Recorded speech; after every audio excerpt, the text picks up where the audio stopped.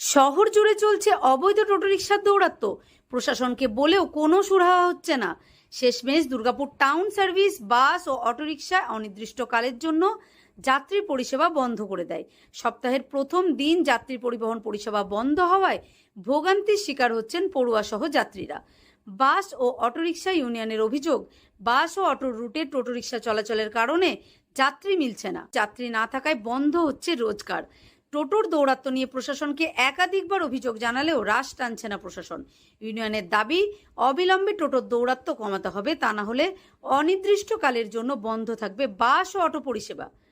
একটা মিনি বাসের রুটে যদি অবৈধভাবে টোটো চলে, ঠিক আছে, তো সেখানে আমাদের আয় উপায়ের উপর প্রভাব ফেলছে। দিনের শেষে আয়ের অঙ্ক শূন্য। আমরা আজ থেকে নিঃশব্দ বিপ্লবের পথে যেতে বাধ্য হয়েছি। কেন প্রশাসনকে আমরা দীর্ঘ 10 বছর ধরে আমরা আমাদের সমস্যার কথা জানিয়েছি। যে যা খুশিভাবে গাড়ি চালাবে, কোনো নিয়ন্ত্রণ নেই। ওই কলকাতায় তো এরকম হয় না, সেখানে ট্রাফিক ব্যবস্থা এত উন্নত।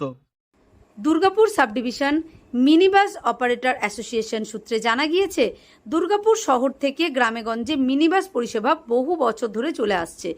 মোট 220টি মিনিবাস বর্তমানে যাত্রী পরিষেবা দিচ্ছে। অটো ও টোটোর দৌরাত্ম্যে বেশ কিছু মিনিবাস রুটে চলা বন্ধ হয়ে গিয়েছে। এই মিনিবাস শিল্পের সাথে বাস মালিক সহ প্রায় 5,000 কর্মী যুক্ত আছে। টোটোর দৌরাত্ম্যে বাসের আয় কমে গিয়েছে, রুজি রুটিতে টান পড়েছে। প্রায় 10 বছর ধরে টোটো রিকশা নিয়ে প্রশাসনের কাছে অভিযোগ জানিয়েও কোনো পদক্ষেপ নিচ্ছে না বলে অভিযোগ। Durgapur CNG autorickshaw operator union সূত্রে জানা গিয়েছে, প্রান্তিকা অটো স্ট্যান্ডে 60টি অটো আছে, কিন্তু হাজার হাজার টোটো রিকশার চাপে পড়ে অটোয় যাত্রী মিলছে না।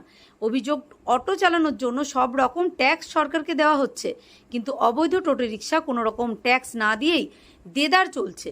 পরিষেবা বন্ধ কি কারণে? টোটাল অটো আমাদের এখানে 60টা অটো আছে, আমাদের প্রান্তিকা স্ট্যান্ড থেকে টোটাল 60টা অটোই বন্ধ। কতদিনের জন্য এরকম বন্ধ ওটা রেখেছে? নির্দিষ্টকালের জন্য বন্ধ, এখন কিছু বলা যাবে না। বাস ও অটোর যাত্রী মিলছে না। স্বাভাবিকভাবেই বাস ও অটোর মালিক সহ চালকরা ক্ষুব্ধ।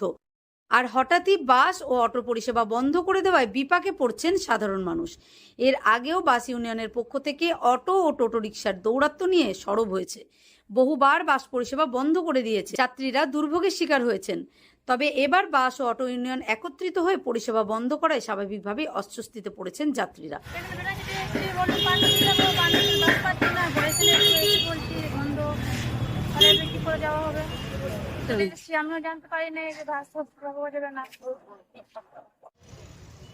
এখন প্রশ্ন, বাস অটো টোটোর দ্বন্দ্বে এবার কিভাবে ঘুচবে যাত্রী দুর্ভোগ?